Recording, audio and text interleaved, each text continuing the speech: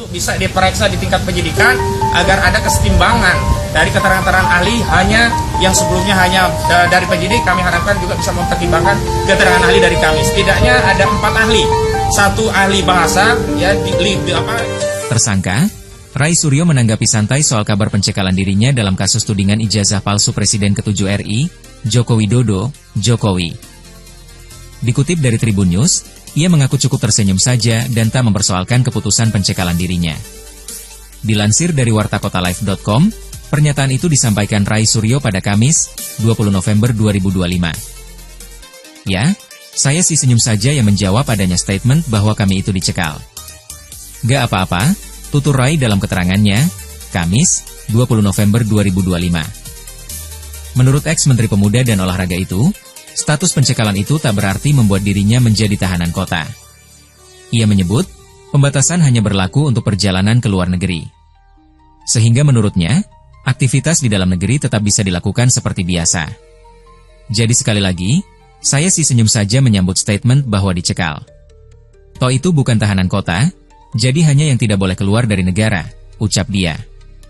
Roy mengaku sudah kembali dari Sydney, Australia, sebelum pencekalan tersebut diberlakukan. Menurutnya, seluruh bahan yang dibutuhkan untuk penyusunan buku Black Paper soal polemik ijazah sudah lengkap. Atas hal itu, Rai Suryo tak akan melakukan perjalanan ke luar negeri. Toh dah selesai, sudah pulang dari Sydney, Australia dan bahan-bahan semuanya sudah komplit untuk pembuatan buku Black Paper itu semuanya sudah komplit. Nggak perlu lagi kalau ke Singapura, tuturnya. Lebih lanjut, Roy turut menyinggung soal kampus di Singapura yang disebut-sebut dalam polemik tersebut. Enggak usahlah Singapura kampus abal-abal kayak gitu, hanya kampus ke-46 dari 55 di Singapura dan itu kampus swasta, jadi nggak perlulah dia, lanjut Rai. Jadi sekali lagi, saya sih senyum saja menyambut statement bahwa dicekal. Toh itu bukan tahanan kota, jadi hanya yang tidak boleh keluar dari negara, pungkasnya. Baik, terima kasih. Jadi jelas ya teman-teman. Assalamualaikum warahmatullahi wabarakatuh. Tadi sudah diterangkan oleh koordinator tim non litigasi kami, Pak Ahmad Kosinuddin, bahwa kehadiran kami di sini itu adalah untuk menindaklanjuti dan kita mengapresiasi langkah dari Polda Metro Jaya yang telah menyebutkan bahwa kami akan mengajukan sejumlah nama. Sejumlah nama itu penting karena apa? Satu ya, misalnya ahli ITE. Informasi dan transaksi elektronik dengan Undang-Undang Nomor 11 Tahun 2008, kemudian sudah direvisi menjadi Undang-Undang Nomor 19 Tahun 2016, terakhir direvisi Nomor 1 Tahun 2024, itu sudah disusun oleh orang-orang yang mengerti undang-undang. Dan yang akan kami ajukan ini adalah orang yang ikut menyusun Undang-Undang Informasi dan Transaksi Elektronik, pernah menjadi bagian dari pemerintahan selama belasan tahun ya, bahkan mungkin puluhan tahun. Jadi bukan sekedar orang, katakanlah dia dosen di sebuah kampus, kemudian dia membaca Undang-Undang ITE, dia menerjemahkan sendiri Undang-Undang ITE. Jadi kalau hanya itu, banyak orang yang bisa membaca dan menafsirkan, dan kemudian jadi salah. Salahnya apa?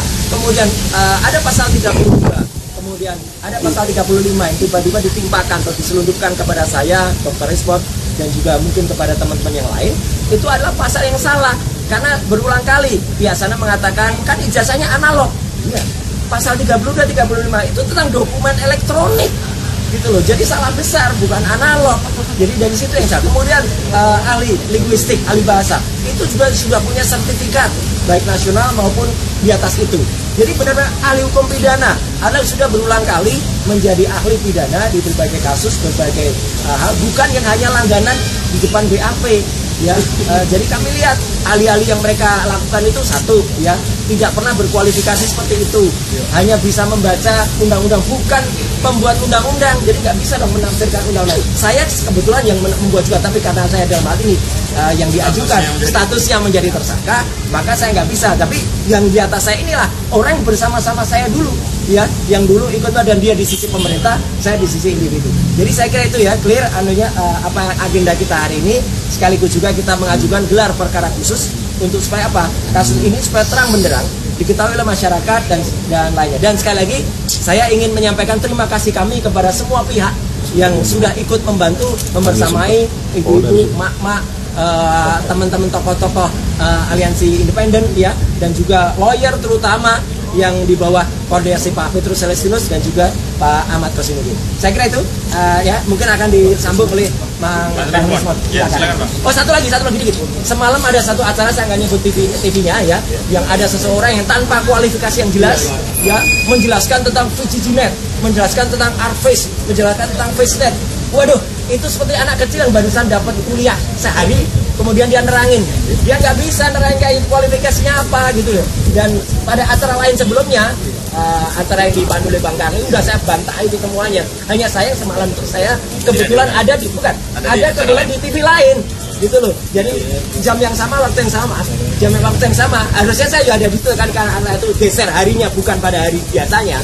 Maka komitmen saya pada TV yang lain tersebut saya lakukan. Jadi jelas ya, kalau ada orang yang menerangkan tidak dengan kepandaiannya, tidak dengan keahliannya, nah itu sama aja omong. Dan satu lagi yang pasti, apapun ijazah yang tampilkan tetap tidak ada lintasan stempelnya. Semalam dia ditanya, lintasan stempelnya mana?